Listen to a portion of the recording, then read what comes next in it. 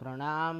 Good morning મિત્રો. પ્રકરણ 10 ભારત કૃષિ, જેના વિસ્તૃત નિબંધલક્ષી પ્રશ્નોત્તરના તાસ આપણે અગાઉ લીધા છે. હવે આજના તાસમાં ભારત કૃષિ કે જેના નિબંધલક્ષી પ્રશ્નો જે આપણે શીખ્યા હતા અગાઉ, કે કૃષિના પ્રકારો છે, કૃષિ પદ્ધતિઓ છે, ખરીફ પાક, રવિ પાક, જાયદ પાક, ધાન્ય પાકોની અનુકૂળતાઓ અને એના ઉત્પાદક રાજ્યો, કે પછી રોકડિયા પાકો, શણ, કપાસ, શેરડી, તમાકુ, ભારતમાં ટેકનિકલ સુધારા અને સંસ્થાનગત સુધારા કૃષિ ક્ષેત્રમાં, હરિયાળી ક્રાંતિ, કૃષિમાં વૈશ્વિકીકરણની અસરો. તો આ બધા જે વિસ્તૃત પ્રશ્નો આપણે શીખ્યા હતા, એમાંથી બનતા હેતુલક્ષી પ્રશ્નો આજે આપણે સમજવાના છે. તો શરૂ કરીએ પ્રકરણ 10 ભારત કૃષિ, જેમાં સૌથી પહેલાં આપણે હેતુલક્ષી પ્રશ્નોના સંદર્ભે જોડકા સમજવાના છે. તો વિભાગ અ અને વિભાગ બ, આ જે પ્રથમ જોડકું આપણને આપેલું છે એ કૃષિ પ્રકારોના મુદ્દામાંથી છે. મિત્રો, આપણે 6 કૃષિ પ્રકારો શીખ્યા હતા. જીવન નિર્વાહની ખેતી, આદ્ર ખેતી, સૂકી ખેતી, સ્થળાંતરિત ખેતી, બાગાયતી ખેતી, સઘન ખેતી, એવા 6 પ્રકારો શીખ્યા હતા. કે એ દરેક પ્રકારોની બે બે ઓળખ છે. જોઈએ અહીંયા આપણે જોડકામાં. તો વિભાગ અમાં આપ્યું છે જીવન નિર્વાહની ખેતી. જીવન નિર્વાહની ખેતીને બીજા કયા નામથી ઓળખવામાં આવે છે? તો સાચો ઉત્તર છે આત્મનિર્વાહની ખેતી. જીવન નિર્વાહની ખેતી એટલે આત્મનિર્વાહની ખેતી, ફક્ત ભરણ પોષણ થઈ શકે. બીજું, સ્થળાંતરિત ખેતી.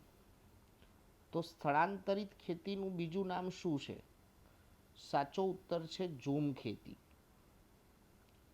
નંબર 3, સઘન ખેતી, જેને બીજા કયા નામથી ઓળખવામાં આવે છે? તો સાચો ઉત્તર છે વેપારી ખેતી. ઉત્પાદન સૌથી વધારે થાય, ખેડૂતને આવક સર્જન સારું મળે. નંબર 4, સજીવ ખેતી. તો સજીવ ખેતીને બીજા કયા નામથી ઓળખવામાં આવે છે? સાચો ઉત્તર છે જૈવિક ખેતી.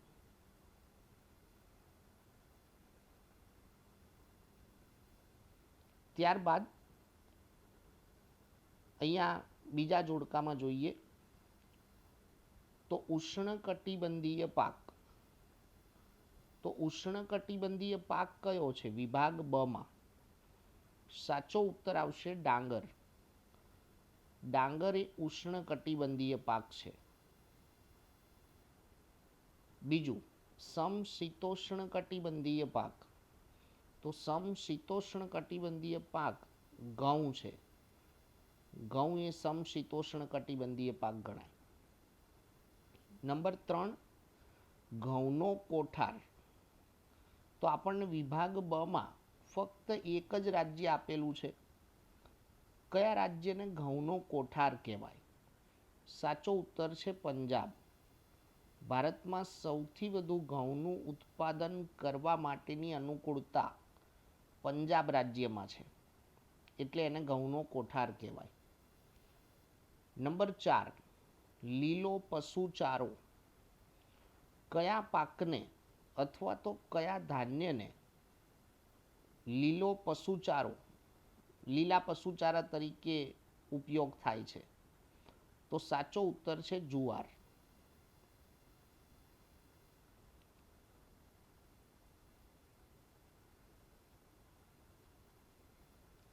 ત્યાર પછી ત્રીજું જોડકું જોઈએ. તો અહીંયા વિભાગ અમાં આપેલી વિગત સમજીએ. શ્રમજીવીઓનું ધાન્ય. કયું ધાન્ય એ શ્રમજીવીઓનું ધાન્ય છે? સાચો ઉત્તર આવશે બાજરી. બાજરી એ શ્રમજીવીઓનું ધાન્ય છે. ખરીફ અને રવિ પાક ચોમાસામાં પણ અને શિયાળામાં પણ કયા ધાન્યનું વાવેતર થાય છે? સાચો ઉત્તર છે જુવાર. ત્રીજું છે ખરીફ પાક. ખરીફ પાક તરીકે કોની વાવણી થાય? તો આપેલ આપણને બ વિભાગમાંથી જે આપેલા છે એ મુજબ મકાઈ. મકાઈ એ મુખ્ય ખરીફ પાક છે, એટલે કે મહદઅંશે એની વાવણી ચોમાસામાં થાય. નંબર 4, પ્રોટીનનો મુખ્ય સ્ત્રોત તો કઠોળ. જમીનમાં નાઇટ્રોજનની સ્થિરતા જાળવવા માટે ધાન્ય પાક પછી કઠોળનું વાવેતર કરવામાં આવે છે, ખાસ કરીને ચોમાસા પછી શિયાળામાં.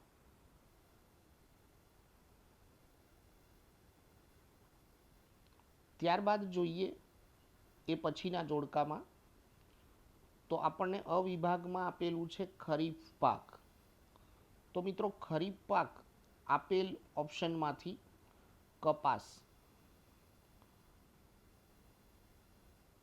એમ તો શણનું વાવેતર પણ ચોમાસામાં જ થાય છે, પણ આપણને નીચેના જે પ્રશ્નો આપ્યા છે એ પ્રમાણે શણનો અહીંયા આપણને ઉત્તર આપેલો છે. Golden fibre. કયા પાકને ગોલ્ડન ફાઈબર કહેવાય? તો એ સંદર્ભે સાચો ઉત્તર આવશે શણ. શણ એટલે ગોલ્ડન ફાઈબર. નંબર 3, ભારતનો મુખ્ય વ્યવસાય. બિલકુલ સરળ સમજી શકાય એવી વાત છે. આપેલા ઓપ્શનોમાંથી ખેતી. ખેતી એ ભારતનો મુખ્ય વ્યવસાય છે. ચોથું, તમાકુ ગુટકા પર પ્રતિબંધ મૂકનાર દેશનું પ્રથમ રાજ્ય કયું છે? તો એ સંદર્ભમાં સાચો ઉત્તર આવશે સિક્કિમ. ભારતમાં સૌથી પહેલા તમાકુ અને ગુટકા ઉપર પ્રતિબંધ મૂકનાર રાજ્ય સિક્કિમ છે.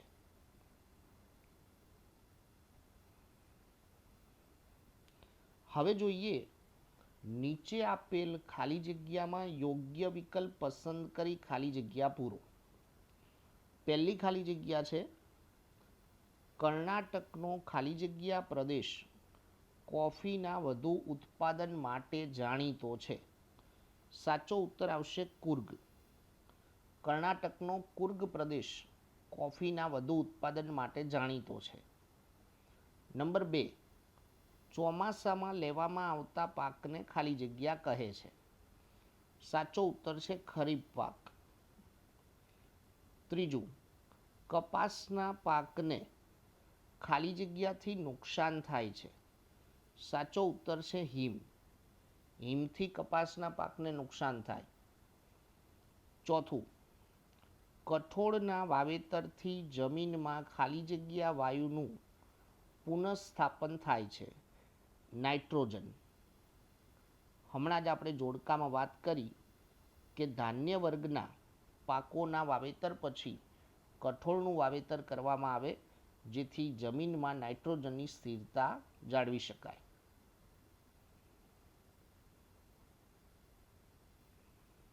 પાંચમી ખાલી જગ્યા છે જમીનમાં સંગ્રહાયેલા ભેજનો ઉપયોગ કરીને કરવામાં આવતી ખેતીને ખાલી જગ્યા ખેતી કહે છે.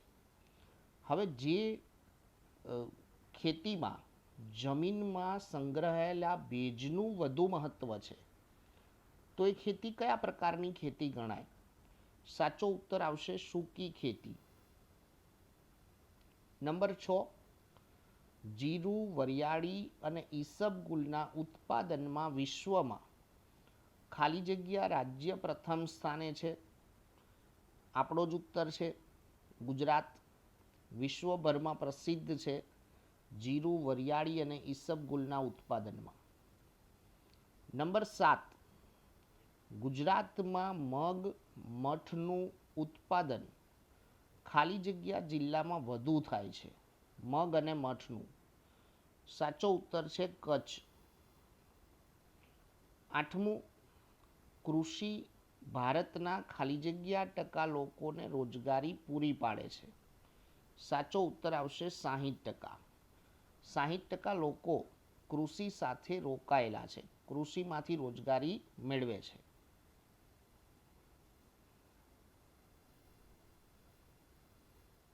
હવે જોઈએ ખરા ખોટા. વિધાનો ખરા છે કે ખોટા તે જણાવો. પહેલું વિધાન છે કોકો એ પેય પદાર્થ છે. વિધાન સાચું છે. દક્ષિણ ભારતમાં કોકોની ખેતી થાય છે. બીજું વિધાન ડાંગર એ આપણો સૌથી મહત્વનો ધાન્ય પાક છે. મિત્રો, પાઠ્યપુસ્તકમાં આપણે જે ધાન્ય પાકો શીખ્યા એમાં સૌથી પહેલી શરૂઆત જ ડાંગરના પાકથી થઈ હતી. તો ડાંગર એ મુખ્ય મહત્વનો ધાન્ય પાક છે. વિધાન સાચું છે. ત્રીજું, આર્દ્ર ખેતીમાં વર્ષમાં એક જ પાક લેવાય છે. ખોટું વિધાન છે. આર્દ્ર ખેતી એટલે ભીની ખેતી, તો એમાં વર્ષમાં એક કરતાં વધુ પાક લઈ શકાય. ચોથું વિધાન, વિશ્વમાં એરંડાનું સૌથી વધુ ઉત્પાદન ભારત કરે છે. સાચું વિધાન છે. નંબર 5, સજીવ ખેતીમાં જંતુનાશક દવાઓ અને રાસાયણિક ખાતરોનો વધુ ઉપયોગ થાય છે. વધુ ઉપયોગ થાય છે એવું લખ્યું છે.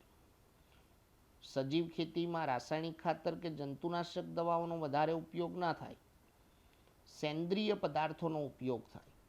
એટલે એ સંદર્ભે વિધાન ખોટું થાય.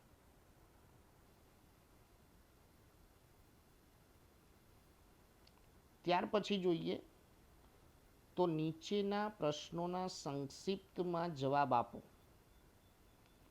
પહેલો પ્રશ્ન છે કે ઘઉંના પાક માટે કયા કયા અનુકૂળ સંજોગો હોવા જરૂરી છે.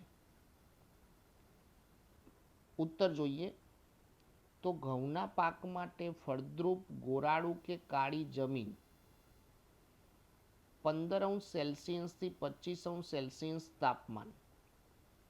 મિત્રો, પાઠ્યપુસ્તકમાં આપણને ઘઉંના સંદર્ભમાં તાપમાન આપેલું નથી.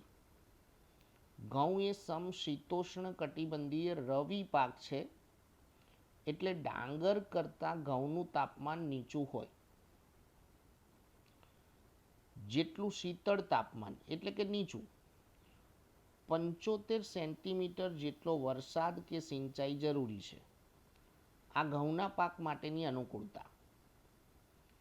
શેરડીમાંથી શું શું બને છે? શેરડીમાંથી કયા ખાદ્ય પદાર્થો બની શકે? તો શેરડીમાંથી ગોળ, ખાંડ, ખાંડસરી અને ઇથેનોલ બને છે. ત્રીજો પ્રશ્ન, ભારતમાં સફરજન કયા કયા રાજ્યોમાં થાય છે? સફરજનનું વધારે ઉત્પાદન કયા રાજ્યો કરે છે? તો જમ્મુ કાશ્મીર અને હિમાચલ પ્રદેશ ઉપરના 2 રાજ્યો જ્યાં સફરજનની ખેતી વધુ થાય. ચોથો પ્રશ્ન, ગુજરાતમાં કયા કયા સ્થળે કૃષિ યુનિવર્સિટીઓ સ્થાપવામાં આવેલી છે? કૃષિ યુનિવર્સિટીઓ ક્યાં આવેલી છે ગુજરાતમાં? તો દાંતીવાડા, આણંદ, જુનાગઢ અને નવસારી, જ્યાં કૃષિ યુનિવર્સિટીઓની સ્થાપના થયેલી છે.